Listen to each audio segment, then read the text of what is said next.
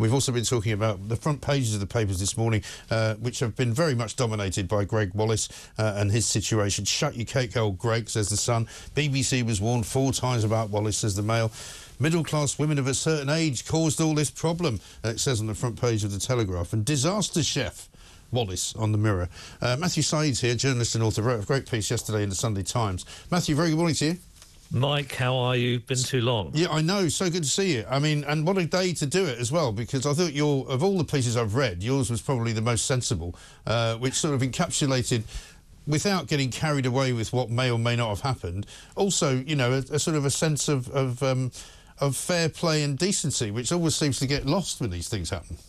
Well, I've always abhorred media witch hunts and trial by media. I think it's so antithetical to natural justice. Yeah. If somebody told the press that I had done something horrible and then it became a story and then 2 or 3 people came forward and it, you know, poured petrol on the story, I'd want at least to put my side of events. Yeah.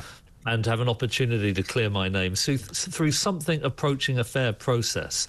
And I think Gregg Wallace is completely entitled to that too, like anybody else whose reputation is in the firing line. But at the same time, I think it is true that on television and in other institutions, there are very powerful people, the stars of the show. Complaints can be filed against them and ignored, not for a month or a year, but for many years. And that means that the people who are making the accusations don't get due process, because there is no process. Right. Because it isn't. So I think that these two forces, we need to be aware of them. And often the real villains in the piece are the executives, who are more than happy to ignore complaints when it's convenient to do so, and then to acquiesce in a witch hunt when it's convenient to do so. And both of those things, I think, are really a violation of natural justice. Yeah, and I mean, we saw that with ITV as well, just so that people don't think we're just picking on the BBC. But the BBC does seem particularly bad at this. But he also highlighted the case of Sam Allardyce, who, you know, was pretty much, you know, tried and convicted by the court of public opinion because of a sting that was done by the Daily Telegraph, which turned out not to be really anything like what everyone thought it was, and he lost his job. Mike, this was an incredible, but I think deeply revealing example, because on a morning, it might have been a Monday morning, I'm not sure, but anyway, on a weekday morning, the Daily Telegraph published a story that Allardyce had effectively engaged, I won't go into all the details, but in corrupt behaviour whilst England manager. And this completely blew up on the social media, and people were going forward saying, oh, I knew he was like that. And do you remember that time he did this? Yeah. It was all very ambiguous and vague, but the pylon was enormous. And it got to about midday, and I thought, I think the FA are going to buckle and sack Allardyce today. Right. Because they were briefing journalists saying this is completely unacceptable. And this was edited highlights of a sting operation. You know, I'm a journalist, but when there's a sting, you don't publish the whole of it. You publish the bits that incriminate the person you're seeking to get. Right. And I understand that. It's up to the FA to say, well, hang on a second, what's Allardyce's side of the story here? Yeah. And I went on the radio and said the FA should not act today. Don't wield the axe. Take a bit of time. It's completely unfair to Allardyce. And at 5 o'clock or thereabouts, he was sacked. Yeah. He was gone. And he had spent a lifetime trying to build up to that role of England manager. And he got one game, I think, in the end, didn't he? Right, and Mike, it turned out the FA admitted in select committee that it done nothing wrong. Right. Once they looked at the whole of the evidence against it. And I just think that it is incredible how impatient we've become. Yeah. Something goes viral and it's like, we want to comment. We want to comment. You have to make a judgment call. And when I went on the radio to defend Allardyce, and actually I wrote a column that day saying this is a ridiculous decision by the FA, people started saying to me, you're defending the indefensible. Yeah. You're an apologist for corruption. It's almost like we're not intelligent enough to say that actually, if corruption is a serious issue, then it should be tested in a fair and thorough process, not on bloody social media. Exactly. But the same people who then say they're against corruption for Sam Allardyce don't mind going to, you know, certain countries to watch sporting events being held, even though there's such a thing as sports washing. You know, we all know what we're talking about. But this is the thing, I mean, maybe the BBC now doesn't have a choice. I mean, maybe they're so badly down the wrong river that they can't now sort of paddle back up it, and they'll go, well, we can't possibly give him his job back because look at all these people who have said things. And he didn't really help himself by coming out with the middle-class women of a certain age stuff, did he? No, he didn't. An advice to any executives is not to try and do what they think is media savvy. that is not the way to operate when it comes to somebody's reputation on the line. Look at the complaints, establish whether they are credible, and then act accordingly. To the extent that institutions try to play a media game, remember the media at the moment is dominated by social media. Yeah. Is social media an intelligent world to be trying to reflect? Certainly not. No. It's exactly the wrong approach. So I would invite the executives not to try and get ahead of the story or not try and win the story.